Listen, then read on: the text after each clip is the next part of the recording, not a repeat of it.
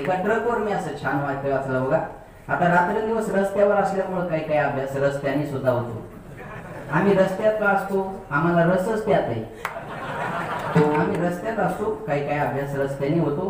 काही काही ट्रकवर, ट्रॅक्टरवर, टमटमवर पाठीमागून एखादं छान वाक्य लिहिलं असतं.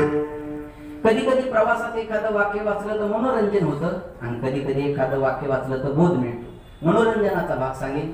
परळीची कथा संपून मी गावाकडे चाललो तेव्हा माझ्या समोर एक टमटम चाललेलं होतं. टमटम माहिती आहे तुम्हाला, ते दोरी ओढून चालू करायचं, ते टमटम चाललेलं होतं. माझी इनोवा गाडी ते पुढे टमटम चाललेलं आणि त्याच्यावर एक वाक्य लिहिलेलं होतं. पुढं कायद्यावर कळलं पाहिजे. त्या टमटमवर लिहिलं होतं, जळू नको, बरोबरी कर. मला आता इनोवा ऐकून टमटम जळू नको, बरोबरी कर. कुठं लिहिलेलं असावं? एखादी फॉर्च्युनर, पजरवाडी, जागवर, कॅडलिक कार असेल तर लिहायला. पण कधीतरी एखाद्या 45 लाखाच्या फॉर्च्युनर गाडीवर तुम्ही मोठ्या अक्षरात नाव वाचलं का? बुरी नजर वाले तेरा मुखाला, वाचलं का? नाही. आणि त्या बंद पडलेल्या मोटरसायकलला लिंबू, चप्पल आणि मिरच्या बांधलेल्या असतात.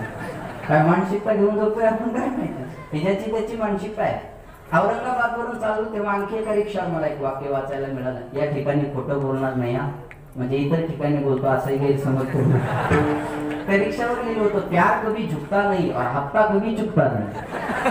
हप्ता चुकतच नाही महाराज, तो भरावाच लागणार आहे बघा. छान छान लिहिलेलं असतं. देता है रब लेकिन जलते हे सब, बरं का, आहे का? देता है रब लेकिन जलते हे सब, छान लिहिलेलं असतं. पण तेवढ्या टायमात ते पाठवी झालं पाहिजे चालू चालू, बरं का.